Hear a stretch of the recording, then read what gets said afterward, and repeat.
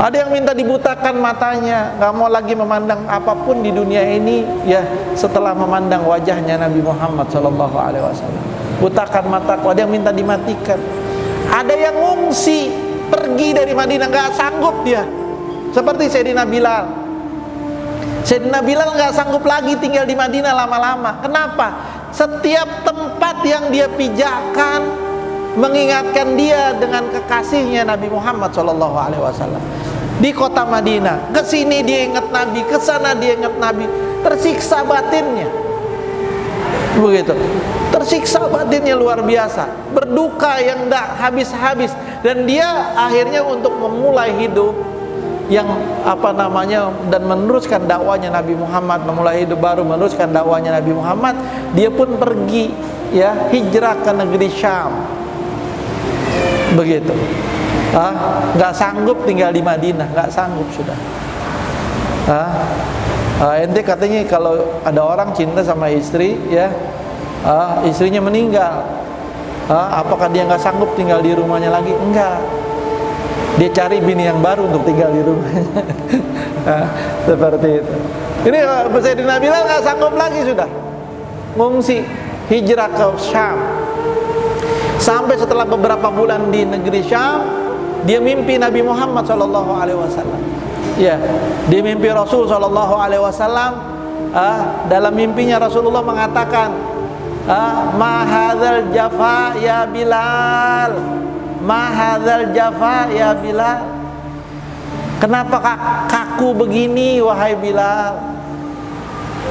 Kenapa kau jauhkan aku wahai Bilal? Bilal bangun, dia nangis.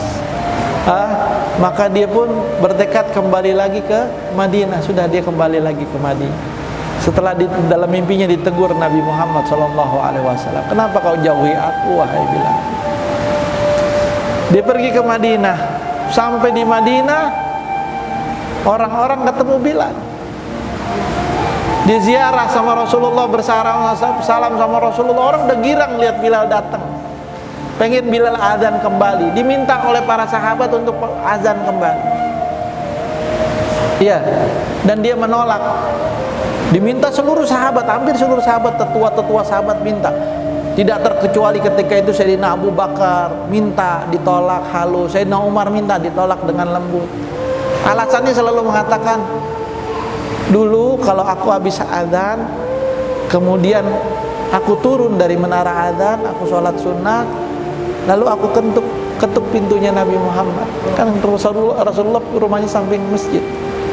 As-sholah ya Rasulullah, as-sholah. Maksudnya udah siap orang-orang as-sholah ya Rasulullah.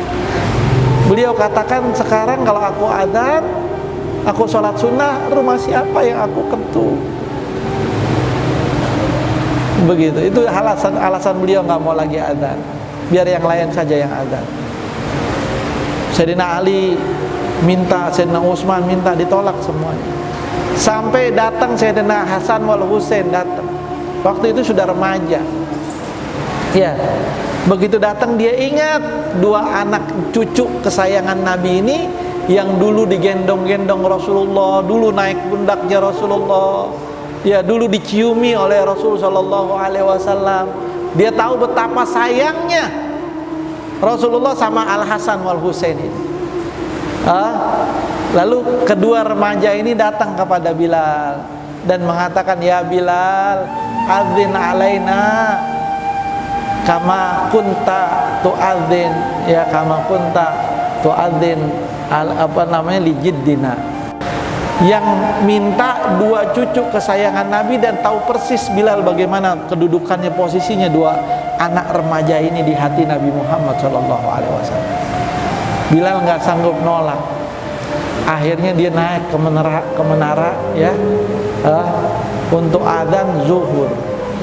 Manusia di Madinah lagi kerja ketika itu, yang berkebun, yang dagang, ya, yang berjualan, macam-macam kerja. Ya, pagi waktunya orang kerja. Naik ke atas menara, Bilal adzan.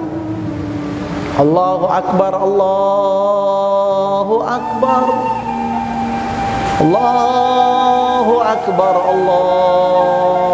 Akbar. Berhenti kegiatan orang di Madinah, berhenti semua. Dia ingat ini suara dulu kita pernah dengar di zaman Rasulullah, waktu Rasulullah masih hidup. Sampai mereka bilang, hidup kembalikah Rasulullah? Rasulullah hidup lagi ya? Rasulullah hidup lagi. Ini suaranya dulu begini azannya waktu zaman Rasulullah masih ada. Akhirnya mereka pergi semuanya ke masjid. Begitu.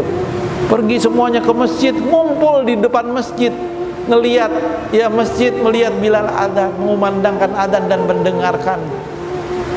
Dan ketika Bilal bersyahadat kepada Nabi Muhammad, ya menyebut nama Nabi Muhammad, asyhadu anna Muhammadar Rasulullah. Ketika menyebut nama Nabi Muhammad SAW, Bilal jatuh pingsan, nggak sanggup lagi dia meneruskan azan. Bilal jatuh pingsan dan seluruh orang yang ada di Madinah ketika itu menangis seluruh. Hingga dikatakan oleh perawi tidak pernah di Madinah banjir tangisan yang begitu dahsyat seperti hari itu, kecuali hari wafatnya Nabi Muhammad SAW.